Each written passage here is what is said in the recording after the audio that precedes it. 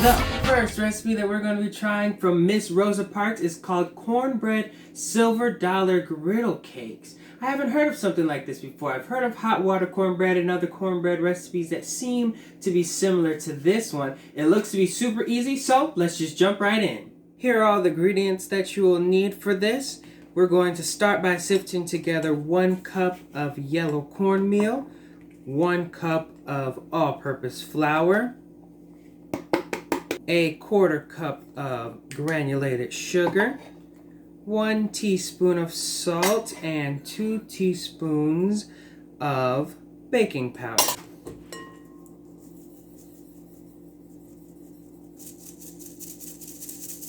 I'm just going to set these here to the side, and now for the wet ingredients, we're going to start off with an egg, and I have it in this bowl with the fork because one tip I always do is to crack the egg in the bowl separately, just in case anything happens, there'll be no eggshells in your actual batter. And 2, I don't like just putting the egg straight in there, so I just beat it up a little bit, just to make sure that when it goes in,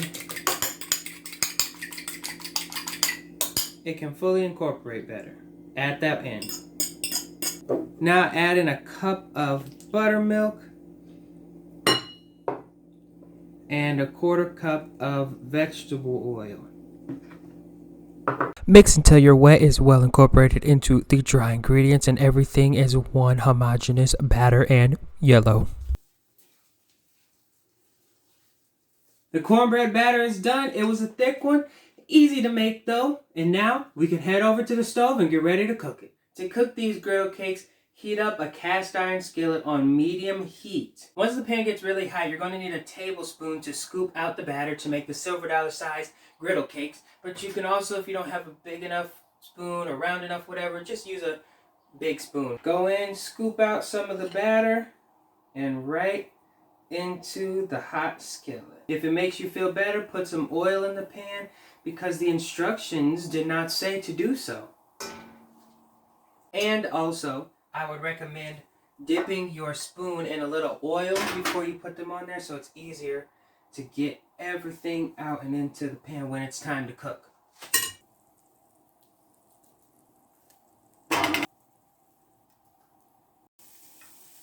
The recipe says to flip them when they start to bubble. I'm going to try it again because I'm also flipping them when they get a little burnt. Oops. Okay, well, this is kind of what the first ones look like. Hot! This is kind of what the first ones look like.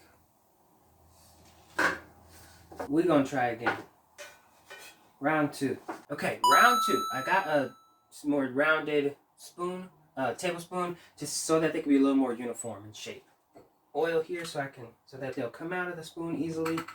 And let's go quick so I don't burn stuff and burn the pan. In and out. In and out. Look at that. In and out. Okay. In and out. In and out. Still no oil. I didn't put oil in the pan because they didn't say to, so maybe that'll make them better. We'll see. They're getting brown before they're getting bubbly, so you know what would be nice is if I had a picture of what these are supposed to look like so then I could know if I'm doing something right or wrong. Maybe she could have posted on Instagram or something so I could see what she's looking for. I mean, I looked all over to see if there was one that she made, not somebody else's, but maybe she made. But it's working. I'm working it. Okay, so note would be don't put them right here in the middle of the pan because that one is always burning. But I'm going to go for round 3, see if I can get it perfectly. I'm trying it again. This time I filled the pan with a little bit of oil to coat it, maybe about 1/4, ½ inch, so that when they go in, they can be frying, kind of like hot water cornbread. And I'm not going to put them in the middle of directly in the middle of the pan. So let's see how this works.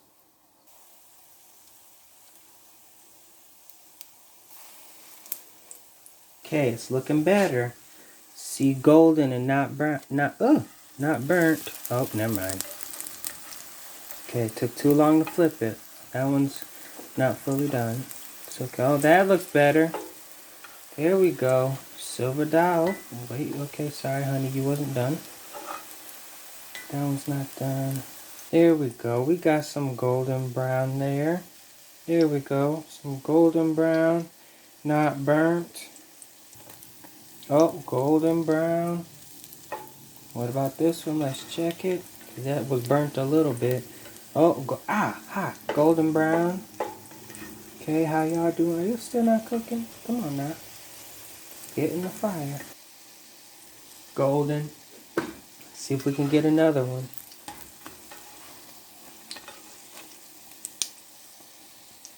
Golden. What about you? Please don't be burnt. Okay, that's okay. Little dark brown. Not burnt, it's dark brown.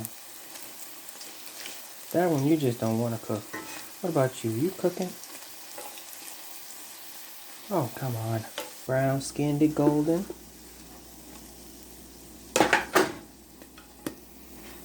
Still not cooperating.